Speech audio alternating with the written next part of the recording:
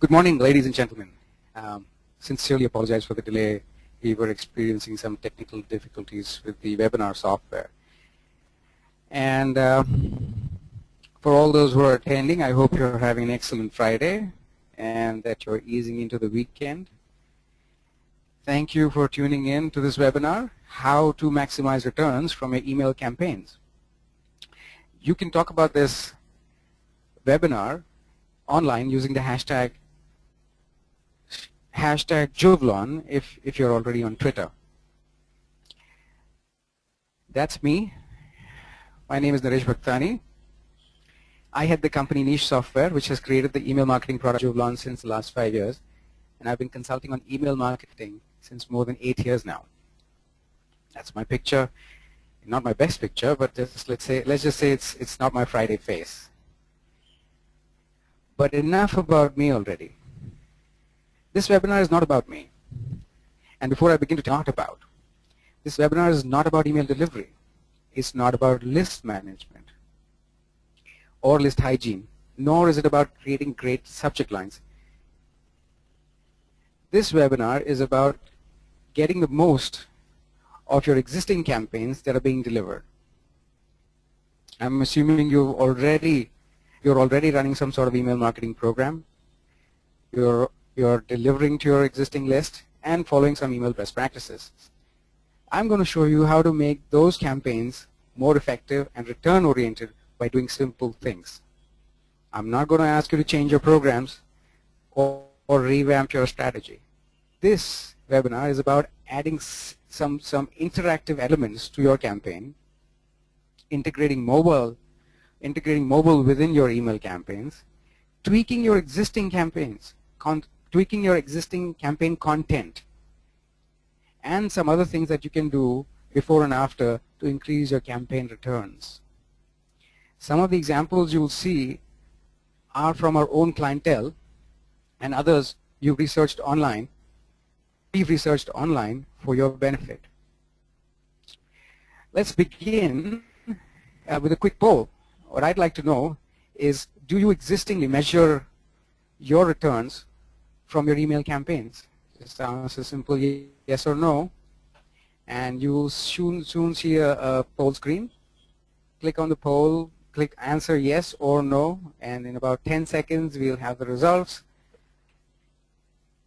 I'm going to wait a little longer. I got a lot of people who are coming in. Yes, the answers are coming in.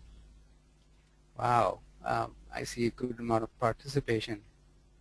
Oh, thanks for you guys to vote. Let's go ahead and show the results.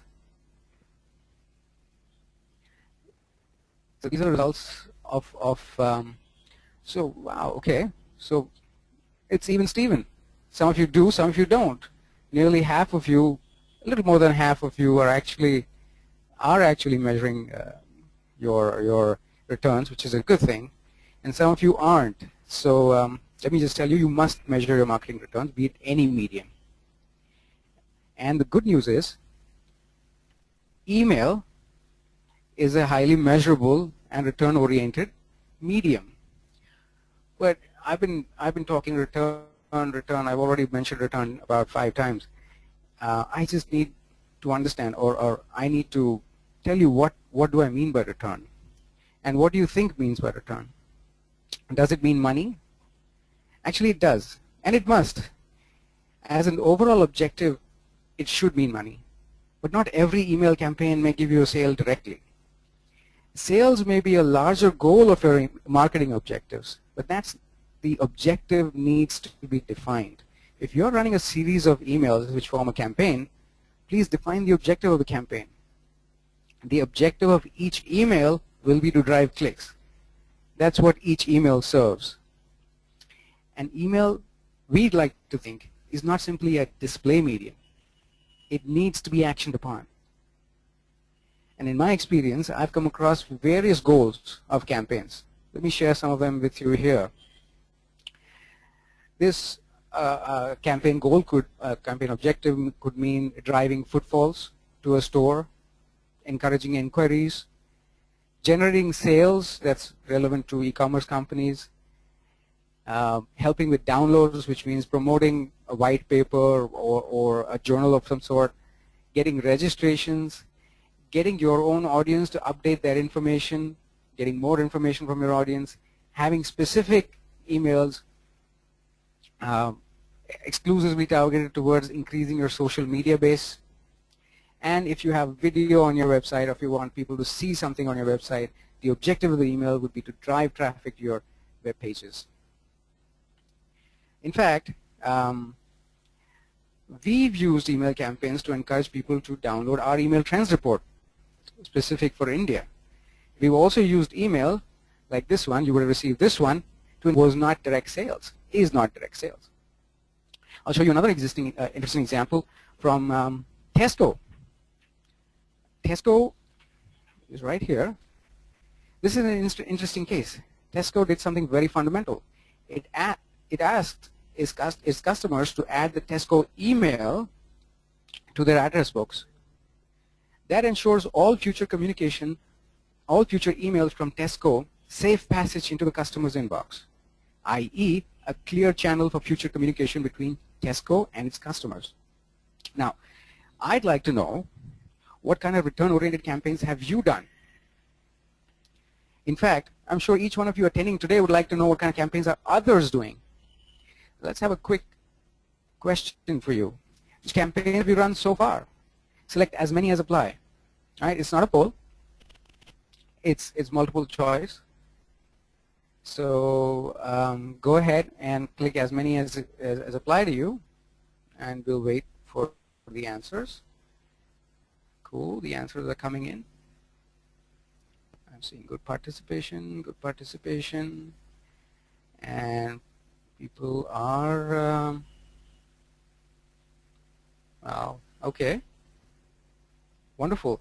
I'm seeing just about 5 seconds more and we'll be closing the poll. Great. I think we're just about done, and let's see the results.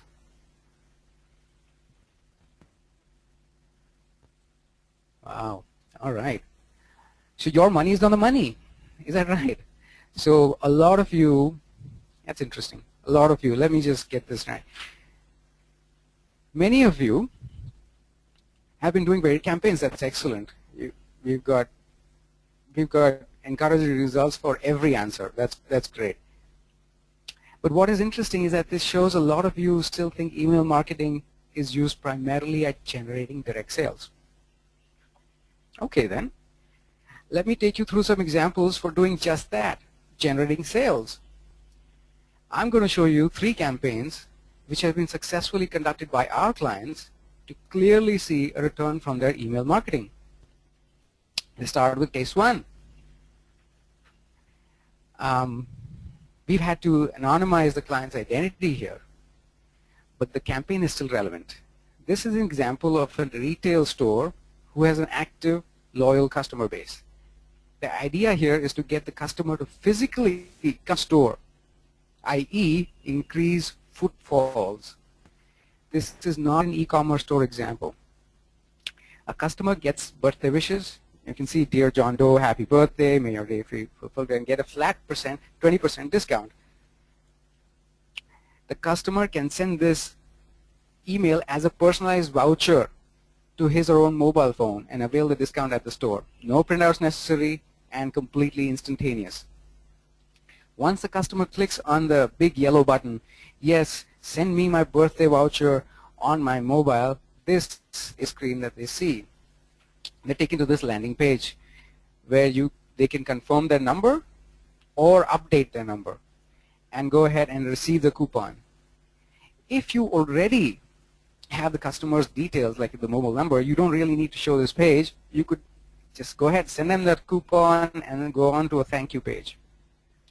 What the customer receives on their mobile phone is interesting. This is exactly what they receive. For example, the customer's name is John Doe. We'd wish him happy birthday, John Doe, and we'd ask him to show this message which entitles him to a 20% discount at the cash counter of the store. So John simply visits the store, does his shopping, and shows this message on the cash counter of the store to get himself that discount on that Axe Deo spray he's been dreaming so much about. A little heads up for John, it really does not mean exactly what they show. All right, fine. So what does this mean for the retailer? The retailer gets footfalls, direct sales with complete tracking starting from the email. The retailer also gets updated mobile info of the customer. And let's see what the customer gets. Instant gratification. Imagine with all the smartphones people using out there getting popular, he or she, your customer, can get this coupon while shopping within your store. Good stuff, huh? Okay, let's talk about another case. This is called email reminders. Something similar that we can do with a combination of email and SMS. This is an email from a bookstore about an event, a book launch of a children's book. This email was sent about a week before the event. The objective of the campaign was to get people to attend the event. The objective of this email was to get people to mark their calendars. You see the green call to action? Remind me to attend this event. That takes you as a customer to this page. You have the option as a customer to SMS and email. You also get to choose when you want to be reminded, either on the day of the event or earlier than that. And once you set the reminder, you take it to the thank you page. Say a customer chose to be reminded about the event on the same day of the event. This is what he or she would see on their mobile phone. An SMS or a text message, don't forget, today at 4 p.m. is the book launch at our store at Phoenix Mall. So what you've done is, by adding a reminder to your email, you get the fence sitters. Let me explain what fence sitters mean. We had an Enrique Iglesias concert. Enrique actually performed here in Pune a couple of days ago. And if I had got that email about the concert 10 days before the event, I'd have thought about gathering up some friends and going for the concert. But I wouldn't have booked the tickets right away. I'd have to get my friends to come with me first. So I'm actually a fence sitter because I set the reminder for the event. The promoters of the concert could get in touch with me and make sure I get things done before it gets too late. So the promoters are ensuring ticket sales, bookings, registrations a lot more in advance, a lot more predictably. Okay, good stuff. Well, yeah, anybody saying good stuff? Yes? Do you agree? Tough crowd.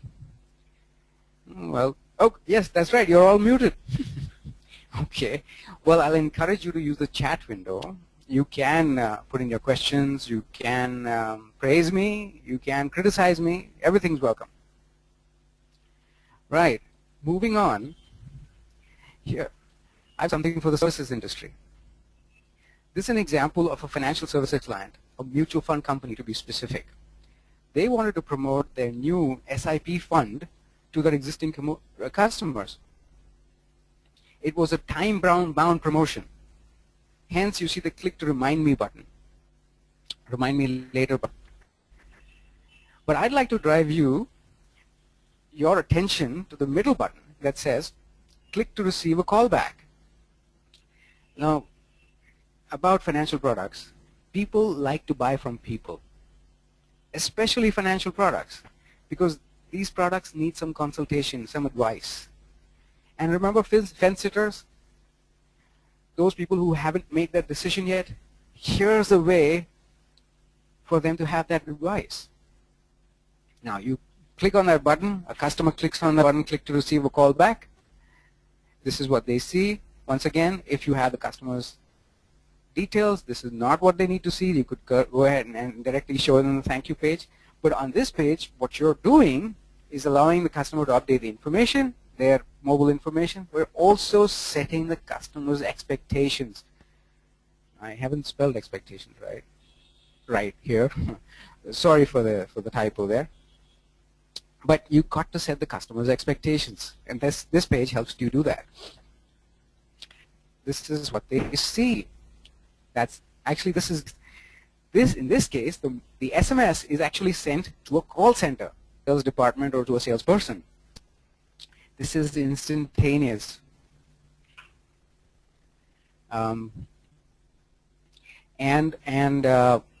What happens is the call center or the person responsible for this this number can get a chance to talk to the customer almost immediately. It clearly says, please call John Doe, because he's clicked on something that he wanted information about.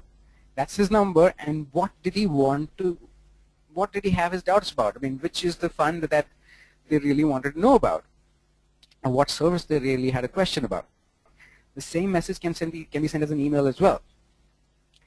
But what happens is, the idea is that the customer can be approached in a matter of 5 minutes. It would only take a minute for you to receive the SMS. The customer is likely to be on that email even now, even in that 2 minutes after he's clicked on a button.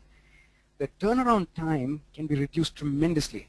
If your salesperson or your sales team is equipped to handle this, you could give the customer the advice he or she needs and possibly close the sale in minutes. Now, these were examples of interactive elements and integrating SMS into your email campaigns to drive returns. Returns that are clearly visible. Such simple facilities can be easily provided by your email marketing provider. If it is not, you can always give us a call, juvlon.com. And that's not it. That's not the only things that you can do. There are, and you need to look into the biggest factor. We pack in a lot of content back. Simpler. Let's not overcomplicate, and let's not oversay. Concentrate on a single objective. Company who I have tremendous respect for the work they do. And their research directory is a treasure trove to their research directory. You can see that much. This email was about getting click-throughs on the roses bouquet and the chocolates. And it was getting click-throughs, and it had some sales on its online store, but it could be much better. And you see the central offer of the roses and the chocolates at $29.99. There are a lot of half-hearted things going around it that's causing friction. Let's look at the navigation bar. This is not a web page, it's an email. The navigation bar competes for attention with the central offer. The banner at the bottom also vies for the customer's attention. And one can't even figure out if the banner is a link so you can click on it or not. And let's just see what happens when you remove these friction-inducing items from this sample email. We're calling it the control, and we're going to treat it. We're going to treat by removing the friction elements, the navigation bar on top, and the banner at the bottom. And you will see the results are surprisingly brilliant. 140% more click-throughs on the central offer, which means if the roses got 100 clicks on the control, which is the first email on the left-hand side, the same roses received 240 clicks after the treatment. That's amazing, and that's extremely simple. Let me show you another case. This is an example of an email from a social network of doctors. They promote, this social network is promoted to pharmaceutical companies as a means to engage with doctors. It's like a Facebook for doctors, if you will. So you can see the value in this email has been sort of buried in the second paragraph. The offer itself is actually for a 30-minute demo. The call to action is very generic, non-specific. It does not call out to you. And then let's see the treatment that these marketing experiments folks actually gave this email. There you go. The headline, you can see the headline was made more effective. The value was clearly specified in the headline. The text was made a lot more conversational. So it would actually lead to the call to action. And the call to action itself was made phenomenally more clear. You can see the improvement in the email design itself, but did it actually make a positive difference? Let's see for ourselves. Yes, the treatment received double the number of clicks, 104% increase in click-through rate. How? By tweaking the existing content. Now yes, that's great. I've got 2 emails. It's all good in hindsight.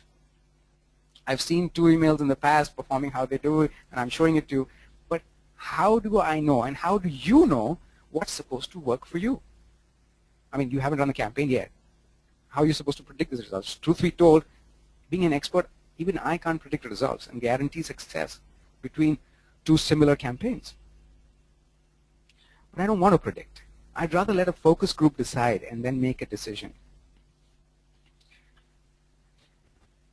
And you have that ready focus group available with you. Already, it's your own list. I'll get to this in a moment. And I'd like to also touch upon other ways that you can improve your campaign ROI. You can use other tricks of the trade like resending to non-opens or non-clickers after the campaign has run. This could give your returns an extra boost. And then you have other special campaigns that you should always have in your arsenal, like welcome campaigns and trigger campaigns. These are different campaigns for engagement and deserve their own webinars by themselves, so I'm not going to take them up here. But now let's get back to that focus group that I was talking about. We call this focus group testing A/B split testing.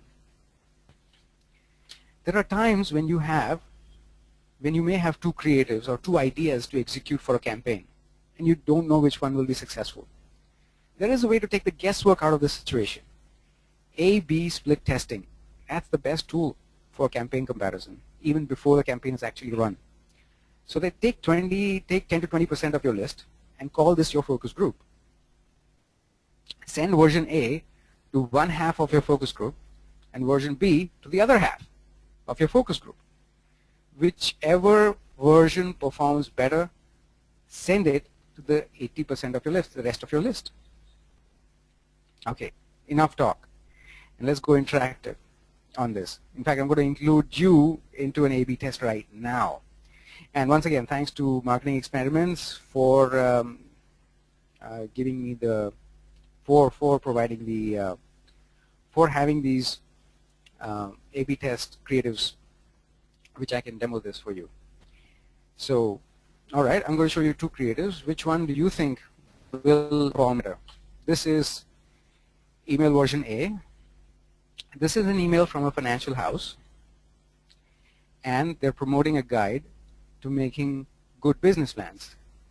The content features a headline, intro paragraph, 4 key points of value in the guide, and a button to download the guide. Good.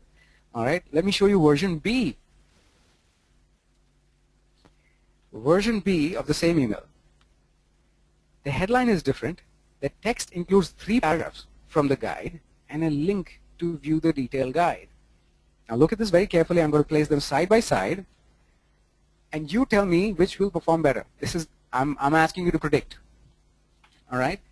And in about 10 seconds, you will get a screen where you need to vote on the version you think will perform better. That means which version will get better click-throughs. Ooh, tough one. For you, obviously, I know the answer. It's interesting for me. All right, we're going to show you the vote for version A or vote for version B. All right, it's time for a water break. I've been speaking a lot. 1 second. While you vote, I'm going to have some water. Don't be surprised if you have some gulps.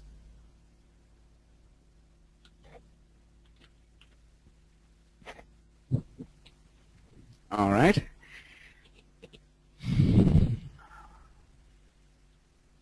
Wow, we got consistent votes from you, from all 3 campaigns. I'm glad. All right, so we're going to close the vote now. Let's see what are the results. Oh, version A got 74%. Wow, 74% of you think version A was more successful. And 1/4 of you marketers out there thought version B was more successful. All right. Okay. I'm pretty sure you're looking for that answer. Actually, the folks at Marketing Experiments actually conducted this A/B test, and this is the actual answer. Version B takes the cake. Can you believe that? 29% more click-throughs. 29% more click-throughs were received on version B, which means 3/4 of you thought version A would do better. It's all in the headline, content, call to action. That's the reason why you need to take the guesswork out. Do that A/B split test. Your gut feel might tell you something, your focus group, your own audience would tell you something completely different. So let your subscribers decide. Now, that was interesting. I'm really surprised at these results myself. Now, is there anything else we can do after the campaign is sent to improve results? Yes, of course, there is. Let's end it again. Sounds really simple, but a lot of us marketers don't get this right. You should resend to non-opens, and that too fairly quickly. Say just about 2 days after the initial sending. There are times that people read and want to come back to your mail, but they never do because it gets buried somewhere. There are other times when people want to read, put it off for that time, and even when your mail, there are times when your mail does not even catch their attention. It always works to resend to the non-opens, and sometimes it actually works to improve open rates by 30% in some cases, and we've seen that actually happen. If you're sending it non-opens, you can't ignore those people who opened but did not click. So a follow-up campaign would be nice to those people, would be good for your own returns. Hey, we know you saw this, but is there anything that we can help you with to clear your doubts? Some follow-up campaign like that.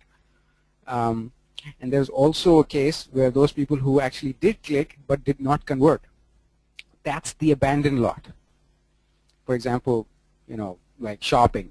Some people actually went from an email, they were interested in a product, they put it in the cart, and then they dropped the cart.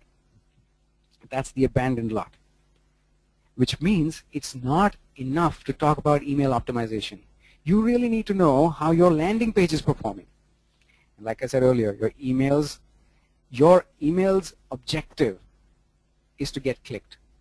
The conversion actually happens on your landing page. And now there's a whole science behind landing pages and optimizations of landing pages. But that's for a different webinar. For now, what I can tell you is that you need to have some simple analytics on your email and landing pages. And most email marketing products will allow you to do this by integrating Google Analytics in your email and on your landing pages. Your landing page should serve as an extension to your email, not as a replica. There should be a continuity from your email to your landing page, and further a call to action on your landing page to convert.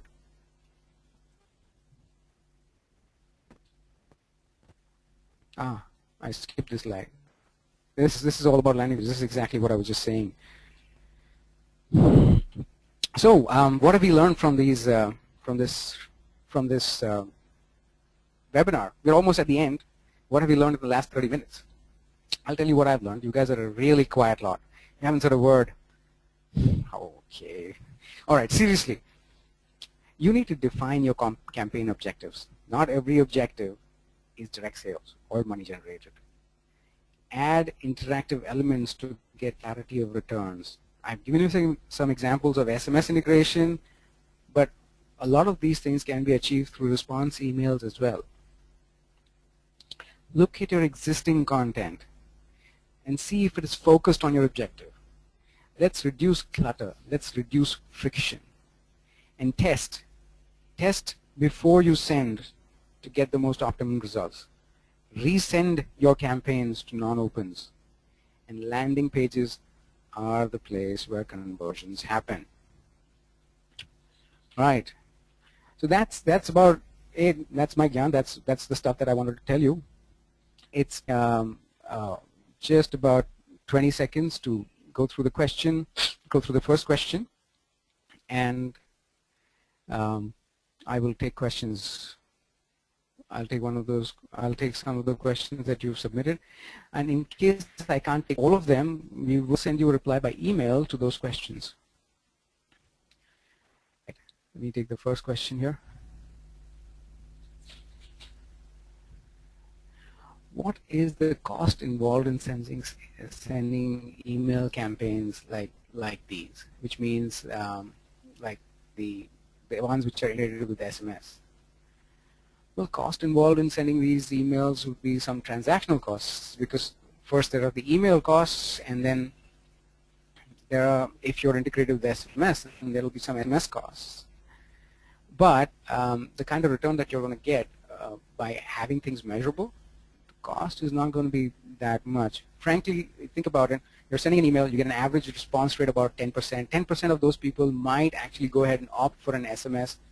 So if you have a base of 100,000, 10%, that's 10,000, and some of those 10,000 actually manage to, so the 10,000 open, some of those 10,000 actually manage to say that, yes, I want to receive a mobile voucher. So should say about half of that 5,000, and you know what SMS prices are. It's not going to cost you anything as far as integrating campaigns and getting to know the returns. And if they actually make some walk-ins, that's just a whole lot of money in the bank. Just the next question.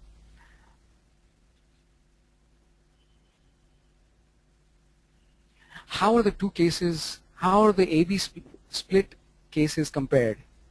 As both the times, the group receiving the emails would be different. So what you would compare for, or you look for, is you could have different comparisons, which means you want to see how many people, you want to make your success of your campaign based on open rates, which means I've done an A/B test. Version A received 10% opens. Version B received 12% opens. So version B is working for me. I will send the one with a higher open rate to the rest of my database. Or I could watch for click-through rate. Version A received 3% click-throughs. Version B received 5% click-throughs. Obviously, version B is working well in terms of response, not just open rate. I would use click rate in that case, and go ahead and send the better performing click rate email to the rest of the database. Right. I think we're running out of time right now, and I'd like to take more questions, but I think we'll have to adjourn for now, so that I can answer those questions a little later and offline in an email sent to you specifically.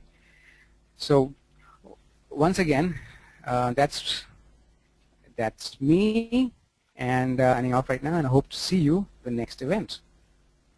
Thanks a lot.